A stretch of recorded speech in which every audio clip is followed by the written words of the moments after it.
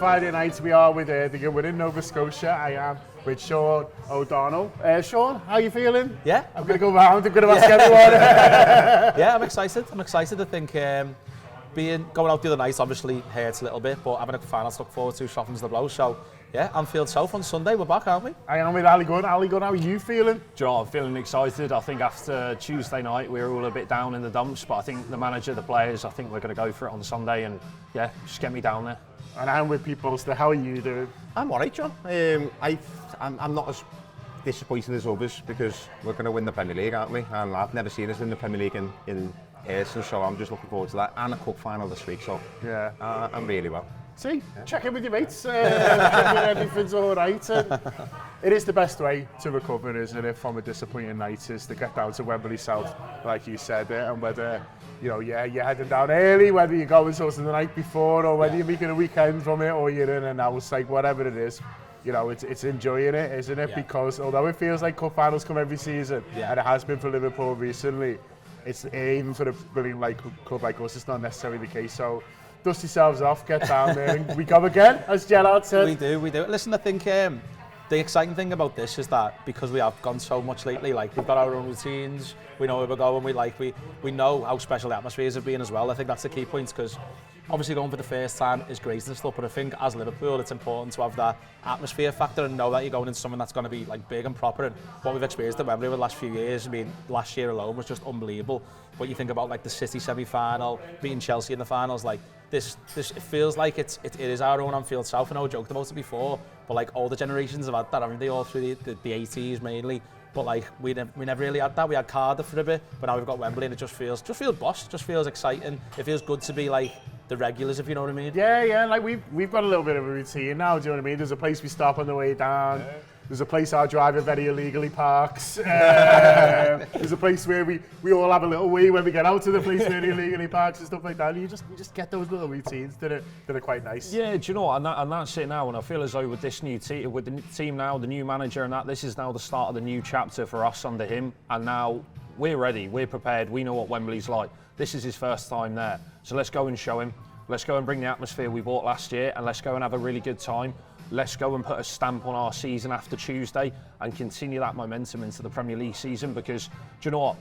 It was so disappointing, as we said then, that we went out on Tuesday night, but let's turn the page and let's go for it, because Newcastle are going to turn up, and we were saying just off air then, those fans are going to be ready, but fuck me, are we going to be ready as well? So let's go and have a nice time on Sunday. I mean, I think the Geordies might peak too early. Inexperience might show for them, you know what I mean? I'll be out in Trafalgar Square on Saturday night, so out in the morning. It might be, it's by 2 o'clock Sunday, they might be gone. Whereas you'll just be in your prime, won't you, Pete?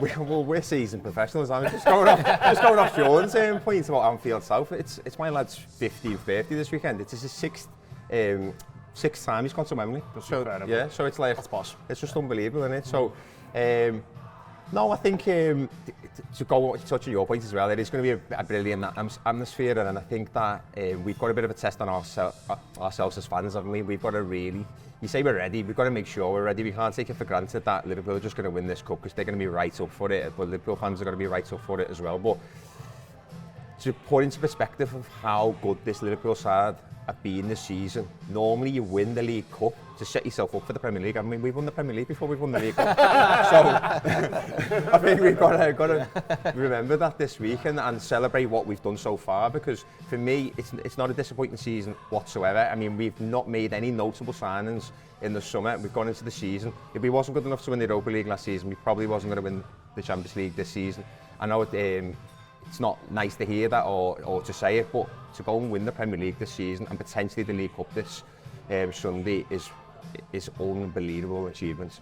Yeah, it is going to be an unbelievable season. Like it's a sort of what happens, but it's always nice to win too, isn't it? Yeah. You know what I mean? It's always nice to say, oh, do you remember that season where we won sort of a couple of things and this and that, and it'll be to the 20th league title when we can finally sort of call it that. So, that's a lot for the football club, and it's a lot to be remembered. And listen, he will be remembered because you know, it's the first one after Klopp and doing it in his first season and stuff like that. But if we could say, oh, do you know what, he's won the League Cup as well, then that'll make it even better. 100%, and I think what you've said's got me going a little bit. Slot's first final, because like you forget about that, don't you? You think about it from a fan's point of view, and we're regulars and stuff, but he's not. I'll be honest, I haven't really thought that much about winning the League Cup until probably like obviously the semi-finals. You think about it, but because we've had so much else going on, it just sort of slips your mind. And the thing, exactly what you've just said, that's exciting me now, is that we're all thinking about the parade, we're all thinking about what could come, on that Bank Holiday Monday, which it will be now. But if you've got 2 cups up there, it'll just feel extra special. Like a double in his first season would just be unbelievable. Forget about the parade. They parade it around Anfield in the next league game, which is Everton. So okay, that will be into it now then. Staple that to the So like thinking about winning it like that, I think it definitely adds something extra. And to go from like the kids winning it last year to this team winning it this year will be extra special. But that all being said, it's not a foregone conclusion. No. I think Newcastle have proven, certainly against us this year, that they can be a real challenge. And it's not going to be an easy game. I think we need to be cautious going into it, which is why what we've all said all day about the fans is just so important. And listen, Newcastle fans, and they will be in Trafalgar Square and that, but it's the second time, isn't it? Not the first time. They did it a few years ago and it didn't quite happen. So I think we can show them what it's about on Sunday. They are a good team though, like Shaun says, and particularly in midfield, they've got a few problems at the back, so if we can get after them, you feel like we can cause some trouble. They've obviously got a really good striker, which we know all about. He scored against Liverpool this season, but I think it's midfield where they're particularly strong because there's a lot of quality, but a lot of energy as well. And those lads, all 3 of them who were likely to start looked a little bit tired on Tuesday night, but they need to get some wings from somewhere, whether that's us in the crowd sort of shouting them on, or whether it's just sort of digging deep, because they know they're going to be in a battle. Yeah, and that's, I think we've mentioned about the reliance on the fans. I think we are going to have to drag a few players through it, because some players really did, like McAllister on Tuesday got pulled off and he looked absolutely goosed, but he's going to be starting on Sunday. I just don't think there's any argument on that. But I think, like you said, in the Newcastle midfield, they are incredibly reliant on the power and the energy that they bring. And also, they're good footballers. I think there's a bit of a misconception about just the brute strength that they offer. They are technically very good footballers. The only thing, like you said there, John, is they're a little bit lacking in other areas this weekend with no Anthony Gordon. Lewis Hall's out. That defensively, they've been a touch fragile, where I think they're going to maybe rely on the midfielders to do a bit more legwork, and that's where I think over the course of 90 minutes where we can get at them, and if we're just a little bit more clever, a little bit more switched on, I don't think we need to get into a contest with them about trying to sort of play end-to-end, like going back and forth and sort of blitzkrieg football. I think it just needs to be well managed, and we have the footballers to do that, because we've seen this season and under Eddie Howe, once they get up ahead of steam, they're a good footballing outfit, and with a striker like that up front, they're going to cause Virgil van Dijk and Canate problems, whether we like it or not. So I think we need to be ultimately respectful, but also we need to just focus on our game as well and not let them get enough traction where it becomes a problem during the game. I think recognising their qualities, I think, is actually good for this Liverpool team, because I think the better the opponent, the better we've played so far this season. And you look against like the games against Manchester City, they've not been flying this season, but they've still got great players, and we've really raised our performances in both the home and away games and beat them 2-0 in both. And that's the kind of thing I want to see from this Liverpool side on Sunday, is to go in, know they're in a game, but believe in themselves that they can be better and step up in that way. Yeah, and that's why I was trying to emphasise before of how they need to remember how well they've done and not think about Tuesday night, because at the end of the day it was small margins, wasn't it, regardless of what's happened. They need to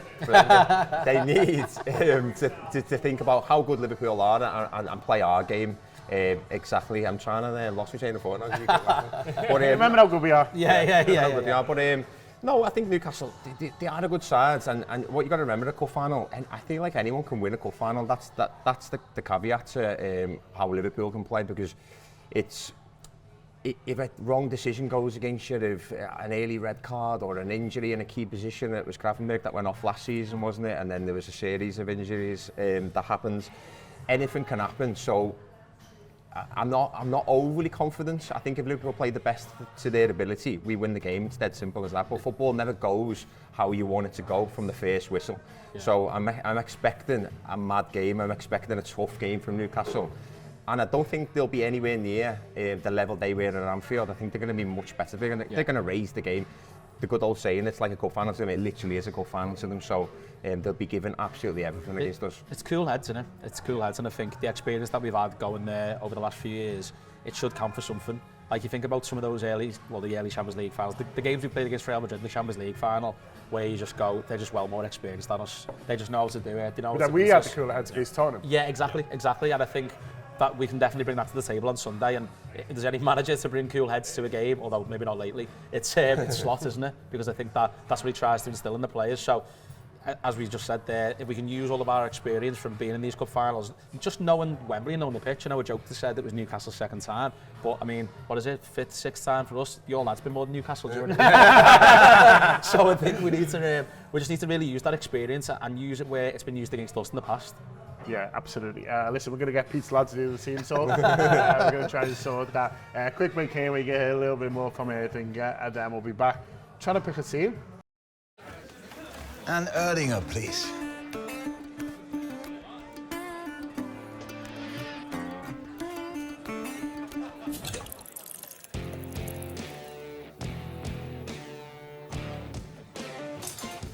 Stop! Don't forget the best bit.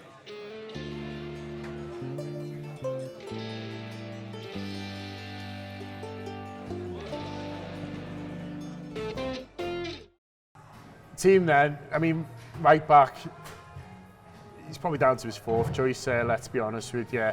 It's funny because people say, like, oh, gutted for Trent Alexander-Arnold, but I'm gutted for Conor Bradley as well, because I bet he's sat there thinking, I'd have fucking played. Yeah. Do you know what I mean? Like, he probably would have gone for Trent if he hadn't been injured, and Bradley knows that, but then he's probably looking at that thinking, like, had they got on against, against PSG, maybe help make a difference, sort of who knows, and then at the start of the final. So, I'm gutted for both of them, really, but then it's an opportunity for Jarell Quansah, who maybe hasn't had the best season, maybe hasn't had the season that he envisaged, in the summer, but a chance to win a medal and make yourself a hero. Go slightly better than he did the other night and posting in. Yeah, do you know what? I think it's worth mentioning as well. I think Joe Gomez is unlucky as well, because actually... goes without saying. Honestly, that lad. I mean, it's your three right-backs who you would, in your pecking order there, are all injured, and now Jarell Quansah's got an opportunity to start a League Cup final at Wembley. I'm absolutely made up for the lad, but I think his little cameo on Tuesday actually really impressed me. I think he did well when he came on into a bit of a mad game, and he didn't.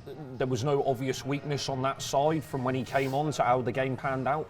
I think it will be interesting to see if he could last the full 90, especially depending on who they play off the left. I know Anthony Gordon's injured, but Harvey Barnes he's no mug. He's a good footballer, and he'll be looking to get at Quansah for the full 90, but. That we were talking off air again, just that if Jarell Quansah can play the full 90, fantastic, that's great for us, but if he can't, then what do we do after that? Because you're looking at that side of the fence and we're a little bit light on that side, but I can see it being focusing and all eyes on Jarell Quansah if we can get through the 90, depending on how the game goes, depending on the game plan and the scoreline, but I think the manager will be acutely aware that there is, as Pete said, a cup final never goes how you want it to go. So I think there'll be plan A, B and C, and the famous Wataru Endo could be called upon to do another leg-in performance if we need him to. It's his competition, isn't it? It's Endo's competition. Yeah. So we'll see.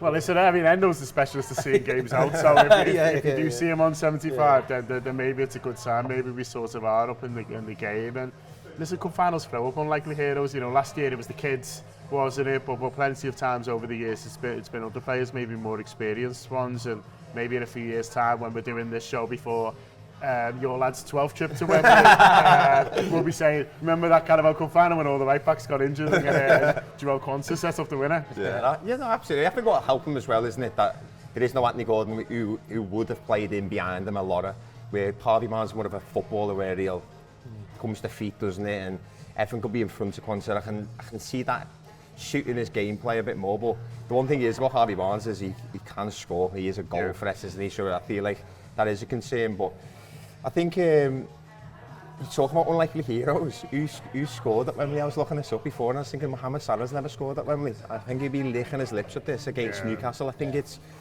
for me, I was speaking off here before about the idea of potentially not having a cup final ticket because we all go on a ballot, and playing Newcastle's in new cup final for us in our generation. We've never played them before.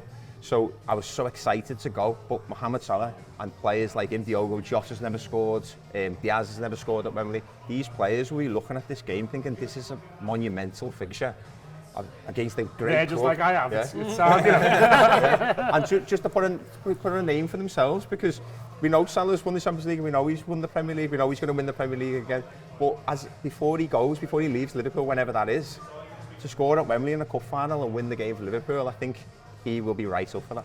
Yeah, nice little extra, another thing. You know, it's hard to find things that Mo Salah hasn't done. You know, it's normally only Mo Salah, isn't it? But you know, Pete's right. You know, when we watched videos as a kid, it was, you know, Ian St John scored in 65 and stuff like that. People scoring in finals. It is another nice one for him. That's it. Be the next Steve McManaman. I never thought to say that. Yeah, well, that's it. Apart from the City game, where obviously, which was a semi-final, finals haven't been that, like, I know you spoke about it before, they're not always that straightforward, but it'd be nice to just go and win 2-0, wouldn't it? Do you know what I mean? No, just go and beat them, or and be better than them, and just have a game that you'd maybe see at Anfield, where we just sort of work our way through, and the players we expect to score. Yeah. I'm not naive enough to think that's going to happen, like, but I think that, like, it's exciting to think about, you know, that could be something. Think about when, like, some of the League Cup finals, like 2002 or 2003, can't remember which one it was, where we beat Man United and Michael Owen scores, and you go, oh yeah, he was meant to score, so that's sad. Owen and Gerrard. Yeah, Owen and Gerrard, yeah. That was 2-0, wasn't it? Yeah, 2-0 Owen and And Gerrard. obviously, apart from the Champions League final, it was the last time we had the 2-goal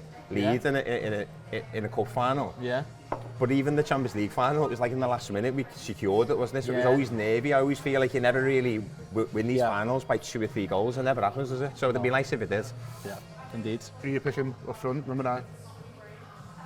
Do you know what that? Do you know, I was racking my brain on the way in today about who I'd go for. I think Diogo Jota was probably going to take it for me.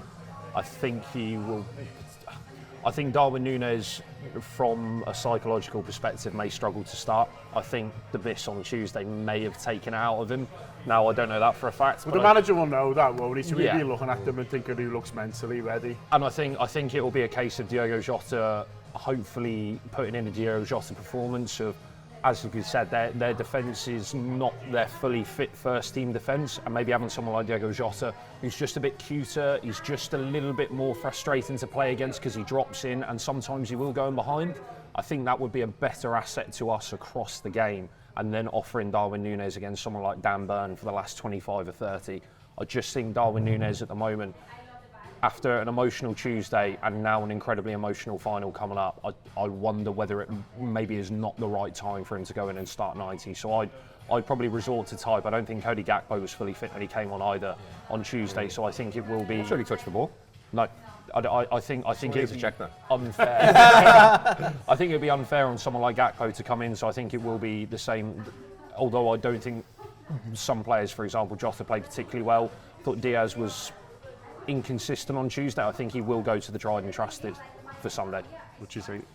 I agree. I think, I mean, if Gakpo was fitter, I think he'd probably go Diaz down the middle, because that's been his first team, hasn't it? But, I mean, listen, the thought of Jota does excite me a little bit, because I think that he tends to play well on big pitches, Jota, because he can cut inside people and he can open up the space. So, you know, Jota, for me, that's sort of one where I'm thinking, yeah, that makes sense. You know, Núñez, I don't think if he's daft enough to do that. Like, I've defended Núñez. We've done the Núñez thing a million times, but I think that, you know, after, put it this way, he's probably one of the only number 9s for Liverpool to step up to take a penalty where 90% of the ground knew he wasn't going to score. Yeah. Do you know what I mean? Which is not great to say. But that being said, hopefully, as you say, he can come on and build his confidence back. He's always got something mad in him, hasn't he? Do you know what I mean? It could be like a Andy Carroll, like, scores 2 in the last minute type thing. Who knows? Yeah. But no, Jota's good enough for me. I think that they were both poor, Shaun, and I think they have been for a long time. So I've just judged that on who's got the best song, and I want to sing the Diogo Jota song. Who's going to get the atmosphere going? Exactly. So that's it for me. But on a serious note, I think Diogo Jota's admitted recently, hasn't he, that he's not been in the best form. He's had injuries this season. But it's got to come good at some time, and I feel like I was going to put my house on one of them. I don't want to put it on either of them at the moment, but if it was on one of them, it would be Diogo Jota. I also think Arne Slot is a very, very smart manager, and I don't know how, and I'm not blaming Arne Slot, I'm just thinking Liverpool haven't been smart using him. I feel like Jota hasn't been used in the correct way, and maybe he'd be looking at that going into the final, and maybe there'd be a bit of a tweak. Just one final thing on Gakpo, if he was fit, He's definitely playing because his goal scorer this season has been so underrated. He's been fantastic. We have missed him. And I think if he would have played over the 2 legs, it might be a difference as well. Is he fit? I don't know. Did he pick up something again the other night? Is he it's more the fact that like you don't know if someone's fit or if the match is ready until you throw them on, and then it was quite apparent the other night that he wasn't ready at all. Like I'm joking, I'm really serious. Like, did he touch the ball? Because I was watching him after a few minutes thinking, I want to see him get involved in it, and he just wasn't. I agree with you, but it wouldn't surprise me if they did throw him in. Do you know what I mean? Because he's backed them, hasn't he? And like finals, exactly. What surprised me? I know it was he's a good penalty taker, Gakpo as well. So I was surprised. I don't know if he will. How many penalties did we take when he threw? He only took 3. Yeah. So maybe he might have been on 4. Might have been on 4, yeah. But no, he's an important player. I think he's mentally strong, Gakpo, as well, in the sense that he sort of grabs the game by the scruff of his neck in a different way than someone like Diaz does. With Diaz, it's a lot of work rate and a lot of running around, a lot of very, very busy. Gakpo does it in a different way of putting the ball in the back of the net. And I think if he is available, then I certainly would. If he's available in the sense that he's going to put a performance in, I certainly would. But for me, it'd probably be Diaz, Jota, and then at the main man, Mo. Are we going to win? Lift the cup? We're definitely going to lift the cup, yeah. You can lift the cup? Yeah. Lift the cup? Hope so. Fucking Casey O'Donnell again. Listen, let's hope. We're lifting the cup on Sunday. Let's hope there is an eye-catching performance, a winning performance from one of our star men. We shall see. But huge thanks to him again. Enjoy the game wherever you're watching. Up the Reds.